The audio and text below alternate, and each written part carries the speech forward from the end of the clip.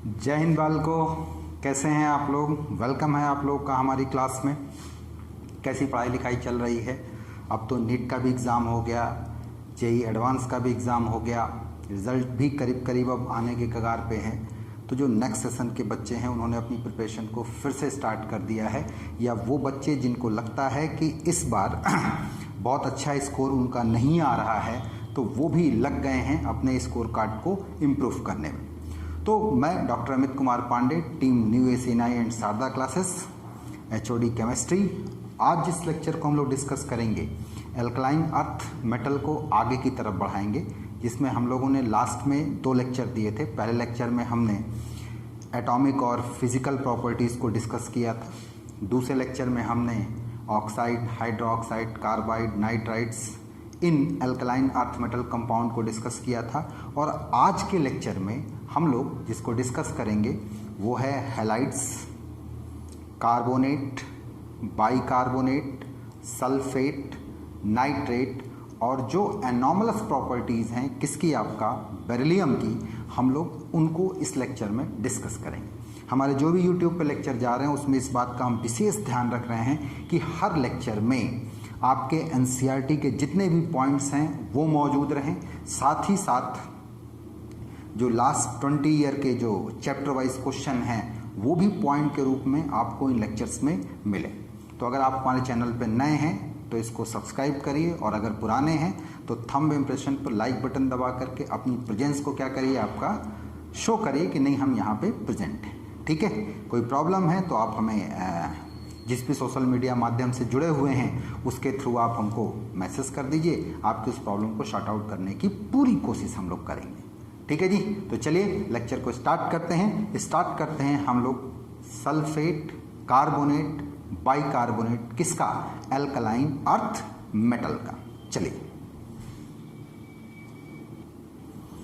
तो अब अगर हम लोग बात करें एल्कलाइन अर्थ मेटल कार्बोनेट्स की, बाइकार्बोनेट की, सल्फेट की, तो मैं आपको बता दूं कि जब आप मेटल हाइड्रोक्साइड या एल्कलाइन अर्थ मेटल हाइड्रोक्साइड में CO2 गैस को पास करेंगे तो ऐसी स्थिति में करस्पॉन्डिंग कार्बोनेट बनता है और वाटर बनता है। जैसे कैल्शियम हाइड्रोक्साइड के सॉल्यूशन में अगर आप CO2 गैस पास करें तो कैल्शियम कार्बोनेट के वाइट कलर के छोटे छोटे क्रिस्टल बनते हैं, जिससे पूरा सॉल्यूशन बिल्कुल मिल्की नज़र आता है, मिल्की कलर आता है। तो ये मिल्की कलर इन्हीं कैल्शियम कार्बोनेट के छोटे छोटे क्रिस्टल्स बनते हैं, बहुत छोटे छोटे, जिसको हम PPT कह सकते हैं, सॉलिड फॉर्म में कह सकते हैं। सॉल्यूशन में ये दिखाई पड़ते हैं। लेकिन हाँ, अगर इसी सॉल्यूशन में आप एक्सेस में CO2 पास कर, कैल्शियम कार्बोनेट का जो सॉल्यूशन है इसमें एक्सेस में CO2 पास कर दें तो ये कार्बोनेट सॉल्युबल हो जाता है और देता है कैल्शियम बाइकार्बोनेट। ये कलरलेस सॉल्यूशन बनाता है। जो आपको पानी निकलता है ज़मीन में से, अगर आप देखें कि उसमें कुछ दिखाई नहीं पड़ता है तो वो उसके अंदर मौजूद रहती है कैल्शियम बाइकार्बोनेट। और इसी पानी को अगर आप खौलाते हैं कहीं पर तो देखिएगा सफ़ेद रंग की पपड़ी जमा हो जाती है उस बर्तन के चारों तरफ, जिसमें वो पानी खौलाया जाता है। तो पपड़ी किसकी होती है, आपका कैल्शियम कार्बोनेट, या और भी मेटल्स कार्बोनेट होते हैं आपका, लेकिन उसमें ये भी मौजूद होता है। तो ये जो कलरलेस सॉल्यूशन बनता है इसमें कैल्शियम बाइकार्बोनेट मौजूद रहता है। और अगर आप याद करें तो ये टेम्परोरी हार्डनेस कॉज करता है, कैल्शियम और मैग्नीशियम के बाइकार्बोनेट। तो मैंने इस बात को लिख भी दिया है कि कलरलेस सॉल्यूशन होगा, बिल्कुल वाटर जो आप देखते हैं, और क्या कॉज करता है, टेम्परोरी हार्डनेस को कॉज करता है। आप चाहें तो कार्बोनेट रेडिकल का जो टेस्ट करते हैं उसमें भी ये बात कंफर्म हो जाती है। कैसे, थोड़ा सा अगर आप डाइल्यूट एसिड को मिलाएं तो अगर कार्बोनेट मौजूद है तो करस्पॉन्डिंग CO2 गैस निकलती है और वो बुदबुदाहट के साथ निकलती है, वाइब्रेंस के साथ निकलती है। उस गैस के ऊपर अगर आप जलती हुई माचिस की तीली ले जाएं तो बुझ जाएगा, क्योंकि CO2 कभी भी जलने का सपोर्ट नहीं करता। अगर उस गैस को आप पास कर दें, कहाँ पास कर दें, कैल्शियम हाइड्रोक्साइड सॉल्यूशन में, तो मिल्की कलर आता है। तो वो मिल्की कलर किसके बनने की वजह से होता है, कैल्शियम कार्बोनेट के बनने की वजह से होता है। और अगर देर तक वही CO2 गैस आप पास करें तो वही मिल्कनेस गायब हो जाती है। क्यों गायब हो जाती है, क्योंकि बन जाता है कैल्शियम बाइकार्बोनेट जो कि सॉल्युबल हो जाता है। चल जाएगा, ध्यान रखेंगे। चलिए अब बात आती है कि हम सल्फाइड और सल्फेट कैसे बनाएंगे।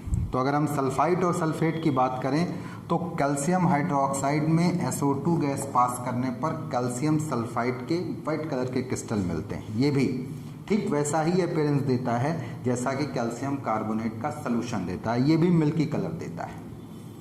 तो ध्यान करिए सल्फाइड रेडिकल के टेस्ट को हम लोग कैसे डिफ्रेंशिएट करते हैं। अगर सल्फाइड मौजूद है तो थोड़ा सा डाइल्यूट एसिड आप HCl या H2SO4 अगर आप उसके अंदर डालेंगे तो ऐसी स्थिति में खास तौर से हम HCl यूज़ करते हैं तो करस्पॉन्डिंग SO2 गैस निकलती है। और ये जो SO2 गैस निकलती है अगर इसको कैल्शियम हाइड्रोक्साइड सॉल्यूशन में पास किया जाए तो कैल्शियम सल्फाइड बनता है, जिसका कैसा अपीयरेंस होता है, मिल्की अपीयरेंस होता है।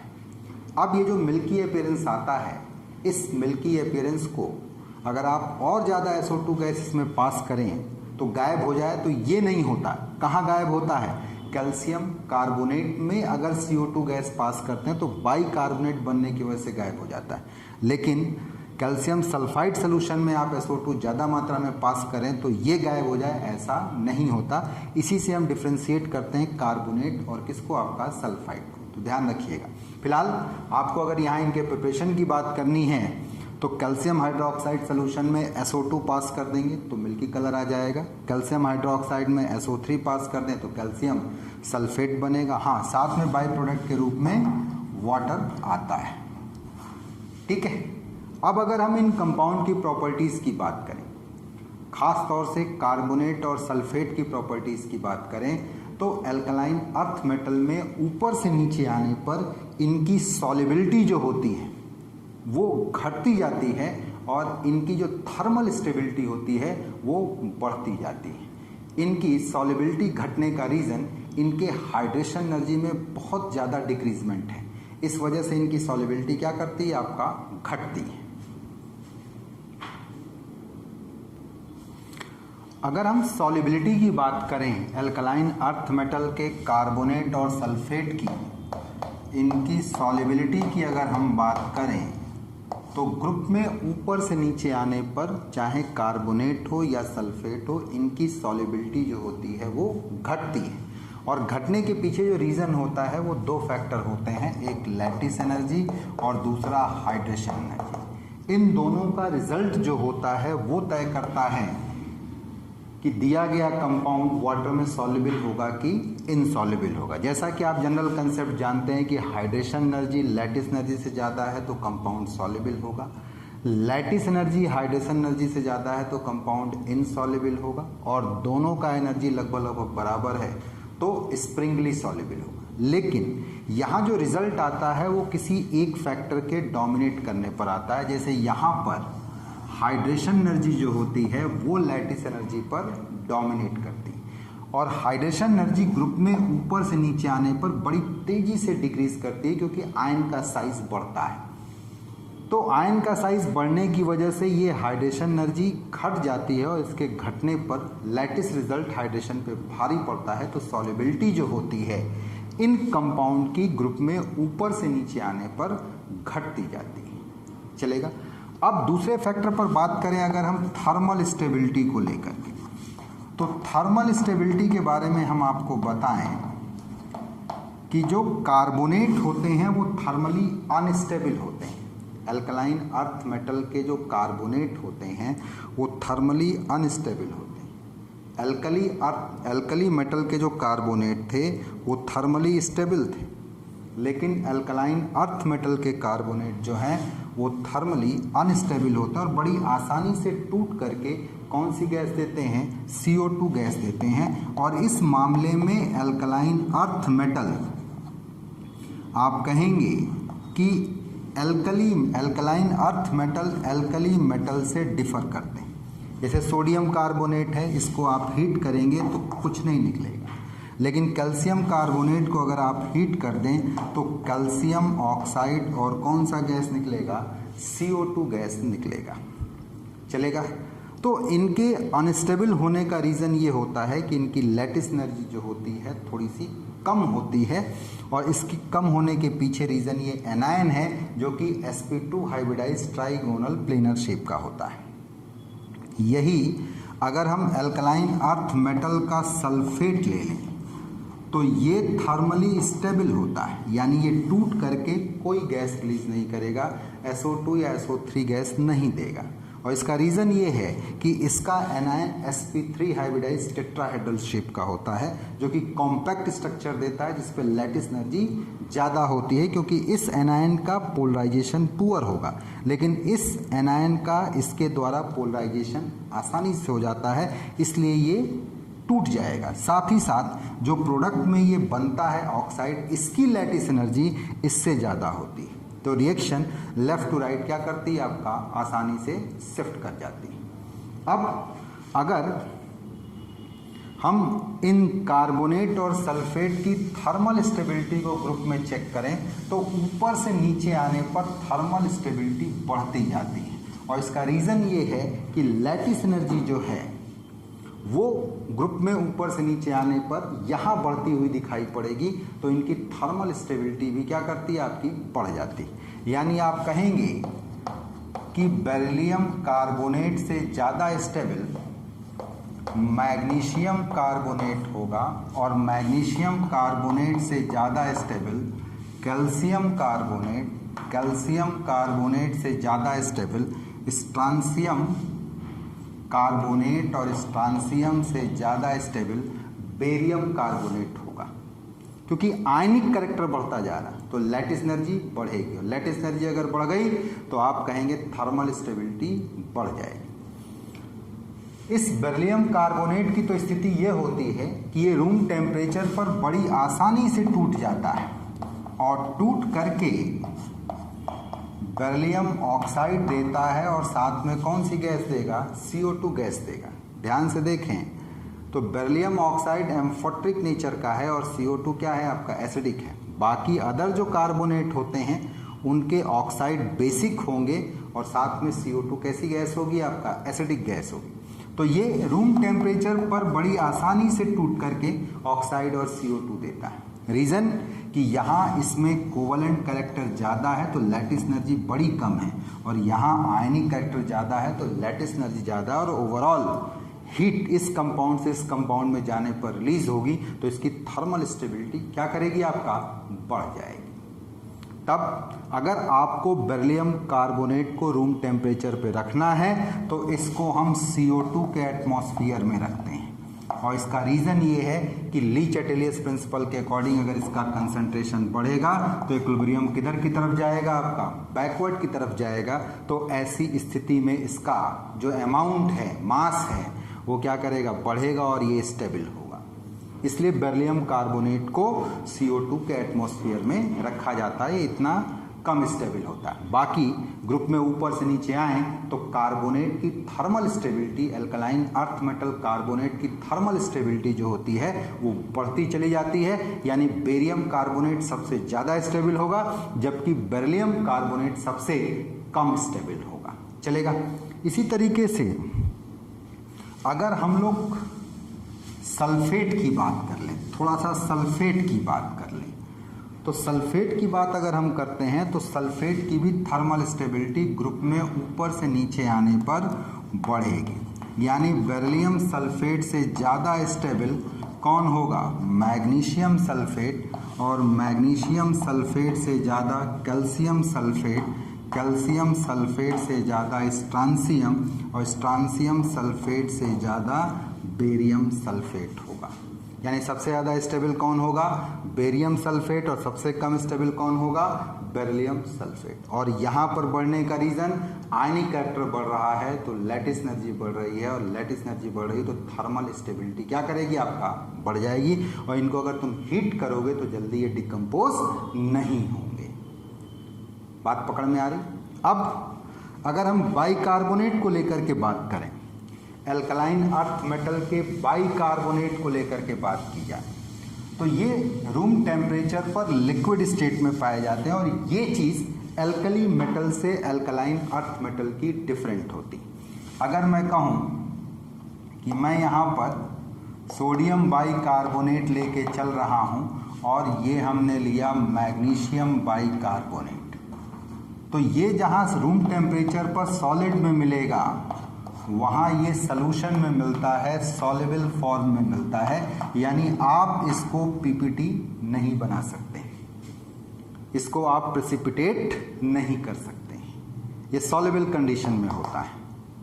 और इसके पीछे रीज़न ये है कि इसकी पोलराइजिंग पावर ज़्यादा होने की वजह से कोवलेंट करैक्टर क्या होता है, ज़्यादा होता है, जिस पर कि लैटिस एनर्जी घट जाती है। और अगर ये घट गई तो अपने आप कंपाउंड सॉलिड से किधर की तरफ मूव करेगा, लिक्विड की तरफ मूव करेगा।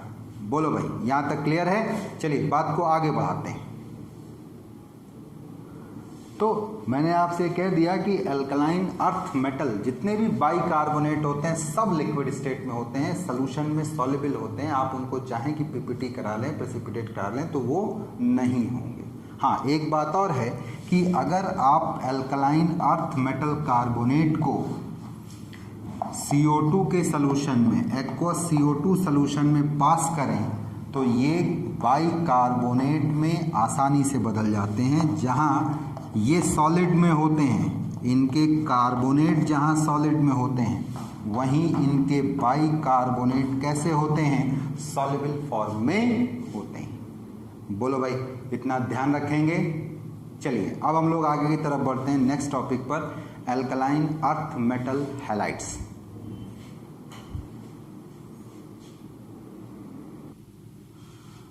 अब अगर हम लोग अल्कलाइन अर्थ मेटल हैलाइड्स की बात करें तो इनको जनरली हम बनाते हैं सीधे मेटल को हैलोजन के साथ हीट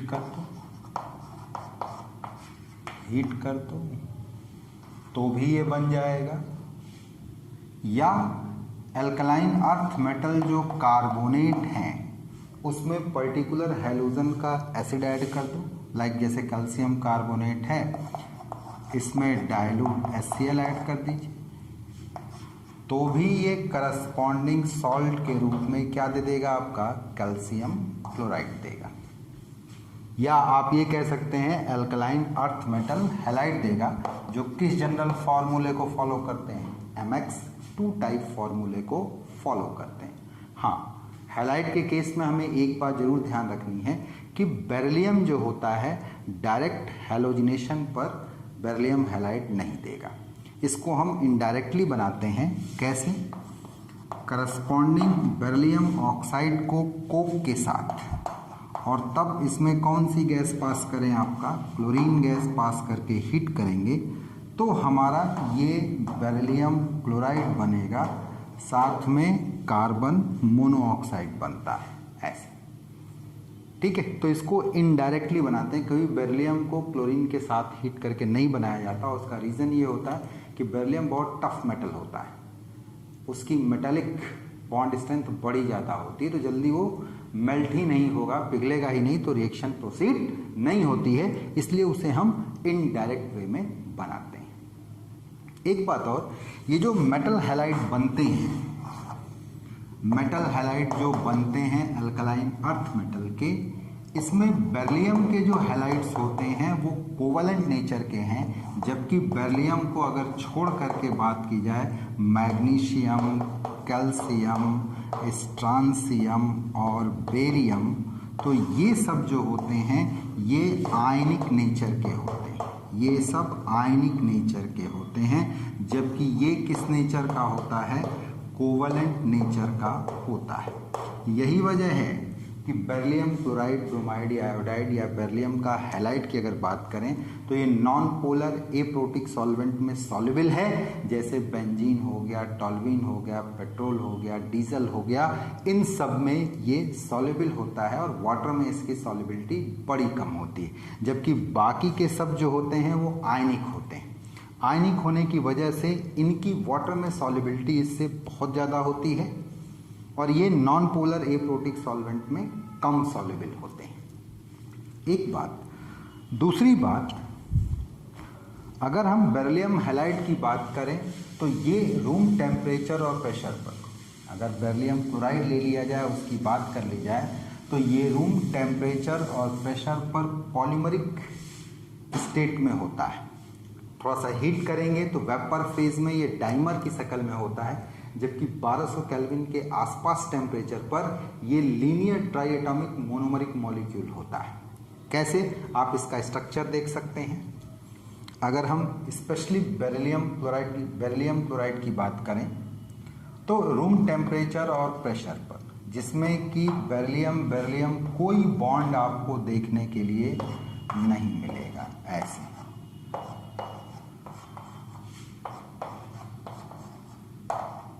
ये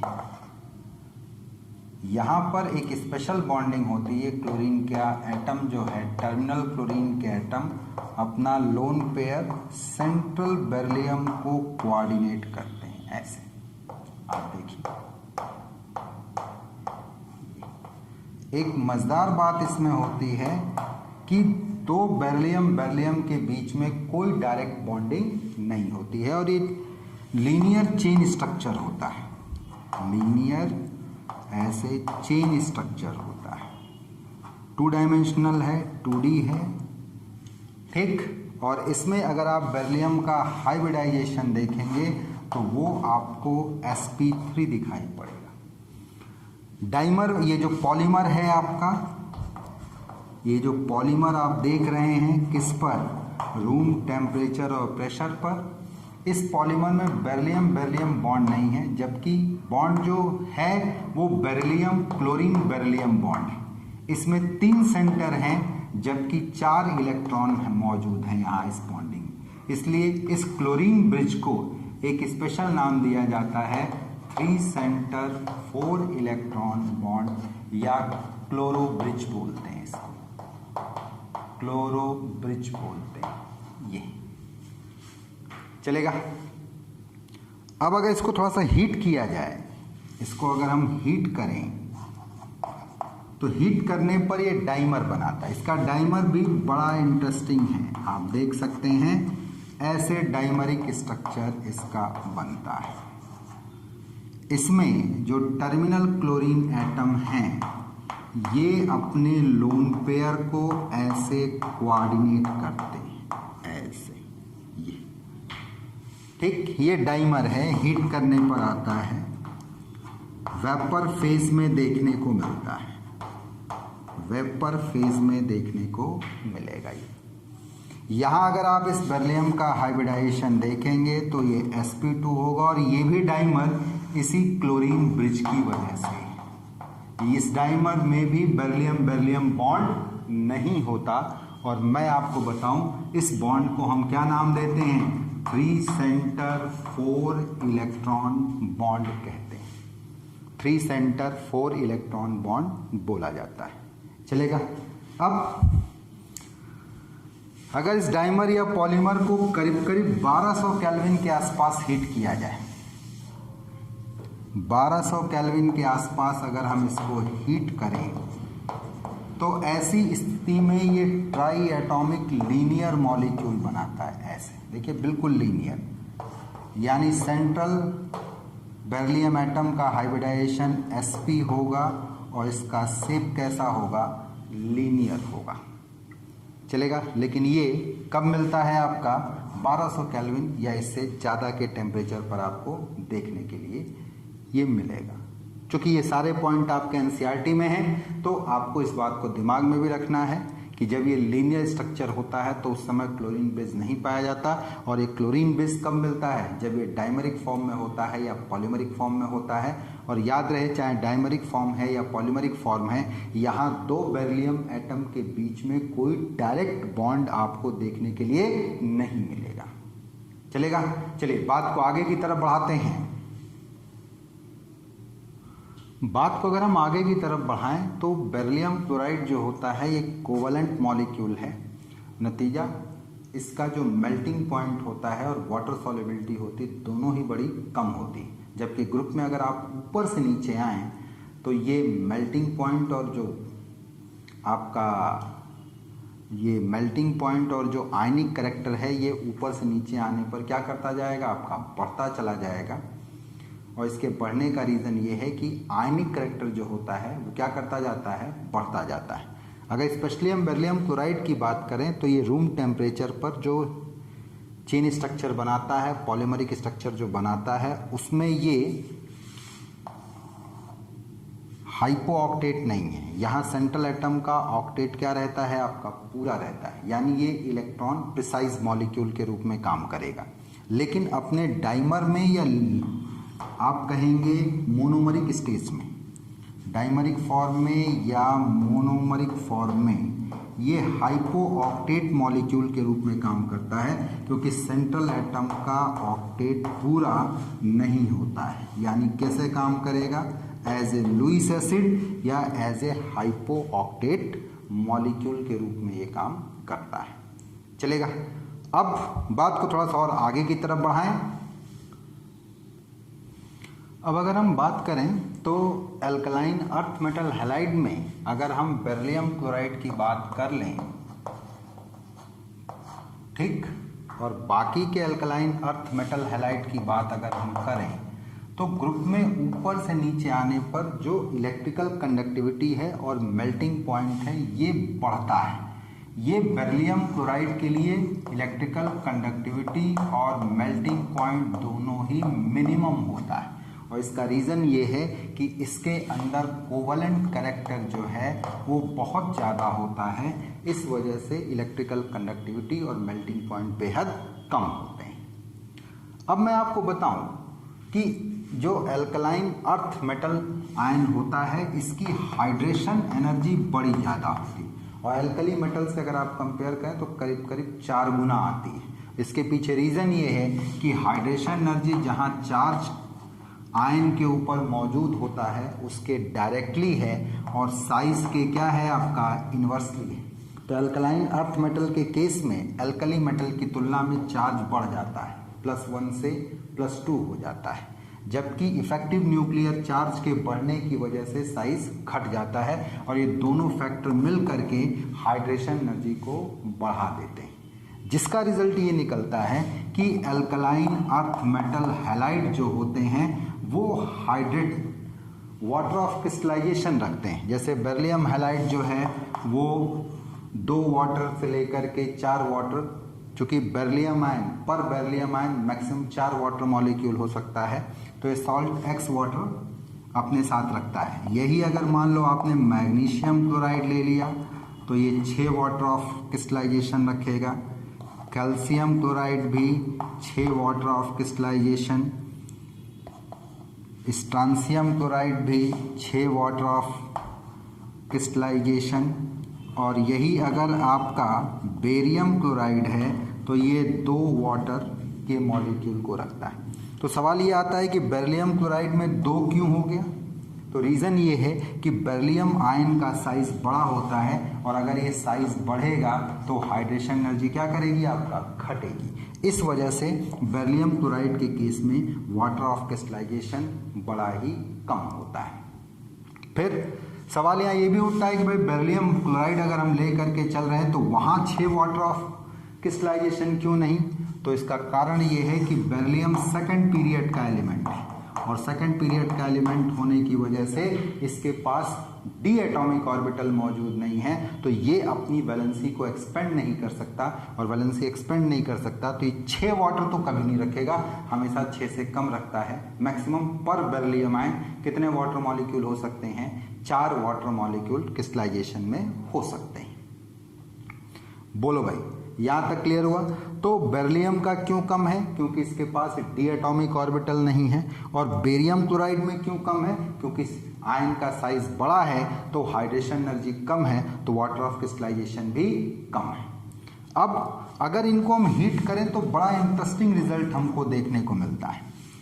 बेरिलियम और मैग्नीशियम के क्लोराइड हाइड्रोलाइज हो जाते हैं, जबकि कैल्शियम, स्ट्रांसियम और बेरियम के क्लोराइड डिहाइड्रेट हो जाते हैं। डिहाइड्रेट का मतलब इनको हीट करेंगे तो पूरा पूरा वाटर निकल जाएगा। लेकिन यही अगर आप बेरिलियम क्लोराइड के मॉलिक्यूल को हीट करें, हाइड्रेटेड मॉलिक्यूल को हीट करें, तो ये करस्पॉन्डिंग बेरिलियम हाइड्रोक्साइड देगा, और साथ में देता है क्या चीज़, आपका HCl फ्यूम, वाइट फ्यूम्स मिलती है। बाकी और किसी अल्कलाइन अर्थ मेटल के क्लोराइड की हाइड्रोलिसिस पर वाइट फ्यूम नहीं आती, लेकिन बेरिलियम क्लोराइड में आती है, क्योंकि ये यहाँ किस घटना को परफॉर्म देता है? हाइड्रोलिसिस को परफॉर्म देता है। हाइड्रोलिसिस को जो है ये परफॉर्म करता है। ठीक है, तो जो एल्कलाइन अर्थ मेटल हैलाइड है इसमें बेरिलियम क्लोराइड आसानी से हाइड्रोलाइज हो जाता है और हाइड्रोलाइज होने के बाद वाइट फ्यूम बनाता है। ये HCl की कैसी फ्यूम आती है? वाइट फ्यूम आती है। ये चलेगा? चलिए, अगर हम थोड़ा सा हैलाइड को कंपेयर करें, खास तौर से मैग्नीशियम क्लोराइड को और कैल्शियम क्लोराइड को, तो दोनों में एक बेसिक अंतर देखने को मिलता है। जहां मैग्नीशियम क्लोराइड जो होता है वाटर को एब्जॉर्ब करने के बाद, ठीक है जी, लिक्विड स्टेट में बदल जाता है। ये लिक्विड स्टेट में बदल जाता है। वहीं calcium chloride, anhydrous calcium chloride, इसी वाटर को एब्जॉर्ब करने के बाद सॉलिड में पाया जाता है। यही वजह है कि मैग्नीशियम क्लोराइड का ये नेचर डीलिक्विसेंट कहलाता है,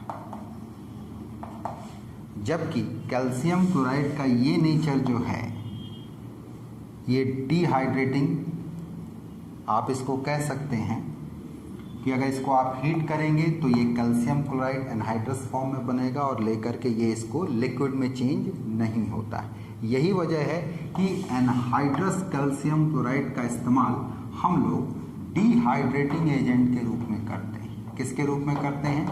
डिहाइड्रेटिंग एजेंट के रूप में करते हैं, जबकि मैग्नीशियम क्लोराइड को कभी भी डिहाइड्रेटिंग एजेंट के रूप में इस्तेमाल नहीं किया जाता है। चलेगा? ये डिहाइड्रेटिंग एजेंट के रूप में इसलिए नहीं इस्तेमाल होता है क्योंकि वाटर लेने के बाद लिक्विफाई हो जाएगा। किस नेचर का होता है? ये डिलिक्विसेंट नेचर का होता है। अब अगर बात को और आगे बढ़ाया जाए तो एल्कलाइन अर्थ मेटल हैलाइड्स में अगर हम फ्लोराइड की बात करें, तो अगर हम बेरिलियम फ्लोराइड को छोड़ दें तो बाकी सभी एल्कलाइन अर्थ मेटल फ्लोराइड जो होते हैं वाटर में इनसॉल्युबल होते हैं। और इनसॉल्युबल होने का रीज़न ये है कि इसमें आयनिक करैक्टर बहुत ज़्यादा होता है, जिस पर कि इनकी लैटिस एनर्जी हाइड्रेशन एनर्जी से ज़्यादा आती है। जबकि बेरिलियम फ्लोराइड जो होता है ये सॉल्युबल होता है वाटर में और इसमें कोवलेंट करैक्टर ठीक ठाक पाया जाता है। वैसे तो आपने एक स्टेटमेंट पढ़ रखा होगा कि जितने भी मेटल फ्लोराइड्स होते हैं सब आयनिक होते हैं एक्सेप्ट बेरिलियम फ्लोराइड। ये किस नेचर का होता है? कोवलेंट नेचर का होता है। बोलो भाई, अगर आप इतना जान रहे हैं तो ये सफिशिएंट है किसके बारे में? एल्कलाइन अर्थ मेटल हैलाइड्स के बारे में। चल जाएगा। अब हम लोग डिस्कस करेंगे बेरिलियम की कुछ एनॉमलस प्रॉपर्टीज़ को। कुछ प्रॉपर्टीज़ इसकी ग्रुप के अपने मेंबर के साथ मैच नहीं करती और कुछ प्रॉपर्टीज़ इसकी अपने डायगोनली स्थित एल्युमिनियम के साथ में क्या करती है? आपका मैच करती है। तो इन्हीं एनॉमलस प्रॉपर्टीज़ की बात करते हैं। चलिए, तो बालको, उम्मीद करता हूं कि आपको हमारा लेक्चर समझ में आया होगा। जो बात आपको नहीं पकड़ में आ रही है, अगर कोई बात नहीं पकड़ में आ रही है तो जिस भी आप माध्यम से आप हमसे जुड़े हुए हैं, आप अपनी प्रॉब्लम को हम तक भेज सकते हैं। हम उसका सलूशन जो होगा आपको भेज देंगे। ठीक है। अब रही बात जहाँ तक डायगोनल रिलेशनशिप की, तो थोड़ा सा डायगोनल रिलेशनशिप और कुछ एक इम्पॉर्टेंट कंपाउंड जो एल्कलाइन अर्थ मेटल के हैं, जैसे कि थोड़ा सीमेंट के बारे में बात कर ली जाए, कैल्शियम ऑक्साइड, हाइड्रो ऑक्साइड, इन सब की बात कर ली जाए, तो ये अगले लेक्चर में हम लोग सीखेंगे। इस लेक्चर में हम लोग यहीं तक रखते हैं। ठीक है। लेकिन आपको हमारा उत्साह बनाए रखना है, आपको हमारे वीडियोस को शेयर करना है, सब्सक्राइब करना है, लाइक करना है, ताकि हम आपके पास और ज़्यादा से ज़्यादा वीडियो लेकर के आ सकें, ज़्यादा से ज़्यादा अच्छी चीज़ों को आपके पास ऑनलाइन के माध्यम से रख सकें। ठीक है। जय हिंद बालकों।